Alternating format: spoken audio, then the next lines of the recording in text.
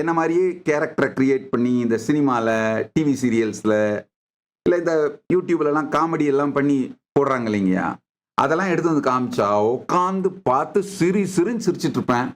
ஒரு கொடுமை என்னன்னா, இது ஃபேக்ட்டுங்க, நானும் ஆராய்ச்சி பார்த்தேன். ஏறத்தாழ 180 படங்களில் என்ன மாதிரி கேரக்டரை காமிச்சு ரொம்ப டாக்ஸிக்காக, அபியூசிவாக, வில்லத்தனமாக காமிச்சு ஒரு நெகட்டிவ் இமேஜை ஜென்ரேட் பண்ணி ப்ரொஜெக்ட் பண்ணியிருக்காங்க. 180 மூவியும் ஃப்ளாப்புங்கய்யா, ஒன்றும் கூட ஹிட் ஆகலை. உண்மையில் ரொம்ப கஷ்டப்பட்டு என்னை ஏதோ ஹர்ட் பண்ணுறதா நினச்சிக்கிட்டு அந்த மாதிரிலாம் ரொம்ப கஷ்டப்பட்டு வீடியோ எடுத்து போட்டவங்க கேட்டால் ரொம்ப நொந்துருவாங்க.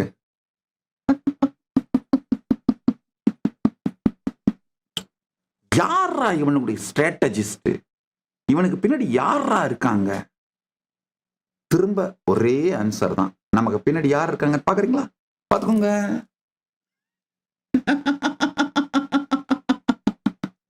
பெருமானும் தாயாரும் தான். பர்சனல் லைஃப்ல ரொம்ப ஸ்வீட்டா, ஜாலியா, சிறுபிள்ளை மாதிரி தான் இருப்பாங்க. குழந்தை மாதிரி தான் வாழ்வேன். கேக்கப்புன்னு சிரிச்சபடியே இருப்பீங்க. சுத்தி யாரு வந்தாலும் சரி, ஒரே ஒரு விஷயத்தை மட்டும்தான் கிண்டல் பண்ண மாட்டேன். மொத்த லைஃப்லயும் அண்ணாமலையார் மட்டும்தான் எக்ஸம்ஷன். ஏன்னா அவரை பார்த்த உடனே தன்னை அறியாது உயிர் உணர்வு உடலெல்லாம் உருகி கரைந்து அந்த இனிமையிலும் பக்தியிலும் கரைஞ்சு போயிடுறதுனால அவரை மட்டும்தான் கிண்டல் பண்ண மாட்டேன். அது தவிர யாரு வந்தாலும், எது முன்னாடி வந்தாலும் சரி,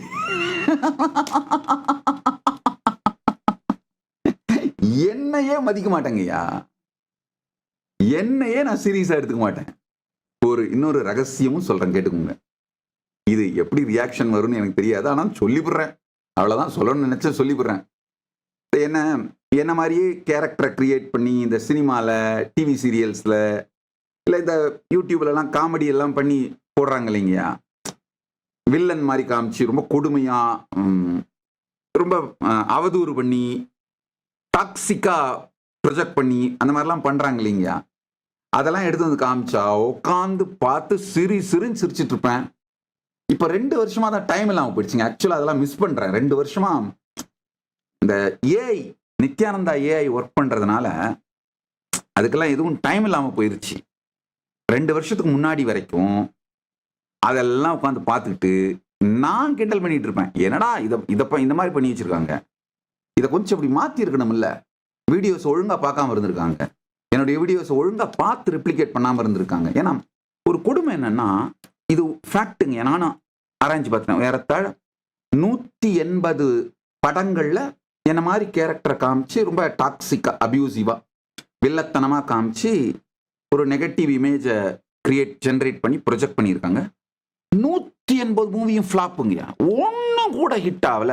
அந்த கேரக்டர் பண்ண ஆக்டருக்கும் ஒரு நேம் வாங்கி கொடுக்கல, இல்ல அந்த படமும் ஒரு ஹிட் ஆகி அந்த ஹீரோவுக்கும் ஒரு சக்சஸ் கொடுக்கல. அத்தனையும் ஃப்ளாப்பு. உட்காந்து பார்த்து கிண்டல் பண்ணிட்டு இருப்பேன். என்னையா இந்த வீடியோ ஒழுங்கா பார்த்து கொஞ்சம் ஹோம்ஒர்க் பண்ணிட்டு பண்ண வேணாம்? உண்மையில ரொம்ப கஷ்டப்பட்டு என்னை ஏதோ ஹர்ட் பண்றதா நினைச்சுக்கிட்டு அந்த மாதிரிலாம் ரொம்ப கஷ்டப்பட்டு வீடியோ எடுத்து போட்டவங்க கேட்டா ரொம்ப நொந்துருவாங்க.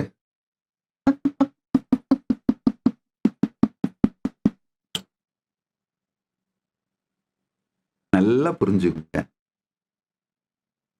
யார் யாருக்கெல்லாம் தனித்துவமான வெற்றியும்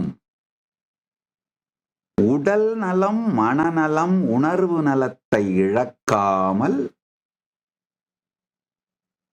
ஒப்பீடு அளவிலான நிழல் வெற்றி, தனித்துவமான நிஜ வெற்றி, இந்த 2 வேணும்னு நினைக்கிறீங்களோ, இந்த ஒரே ஒரு சத்தியத்தை புரிஞ்சுக்கோங்க.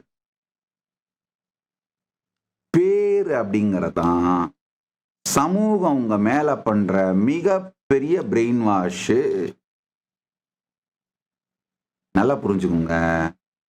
இந்த மொத்த தாக்குதல் என் மீது தொடுக்கப்பட்ட போர்லையும் இந்த பேரு, ஐடென்டிட்டி, இது சார்ந்த ஸ்ட்ரெஸ்ஸோ, எந்த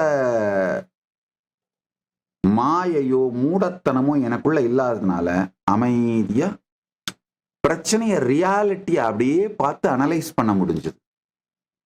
நிஜத்திலே தீர்க்க வேண்டிய பிரச்சனை எது, சும்மா விட்டாலே தானா காணாம போயிட போற பிரச்சனை எது அப்படின்லாம் தெளிவா எனக்கு தெரிஞ்சுதுங்கய்யா.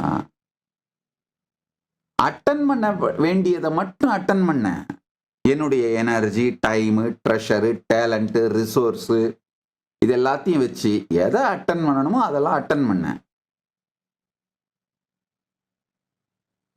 மொத்தமா எல்லா பிரச்சனையுமே நாங்க ஜெயிச்சது மட்டும் இல்ல, irrelevant போயிடுச்சு, ரிடண்டன்டா போயிருச்சு.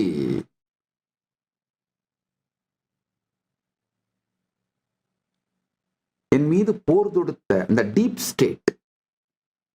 ஸ்டேட்னா என்ன சொல்ல வரேன்னா, யார் அரசாண்டாலும் எந்த கவர்மெண்டா இருந்தாலும் அவர்களையெல்லாம் விட பவர்ஃபுல்லான ஒரு மாஃபியா, ஒரு கேங் இருக்கும் எல்லா நாட்டிலையும்.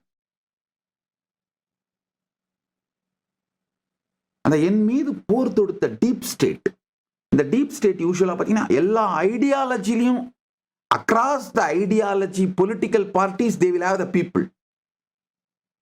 That is what is the deep state.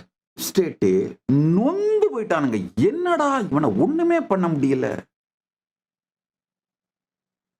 யாரா இவனுடைய ஸ்ட்ராட்டஜிஸ்ட், இவனுக்கு பின்னாடி யாரா இருக்காங்க? திரும்ப ஒரே ஆன்சர் தான், நமக்கு பின்னாடி யார் இருக்காங்க பாக்குறீங்களா, பாத்துக்கோங்க.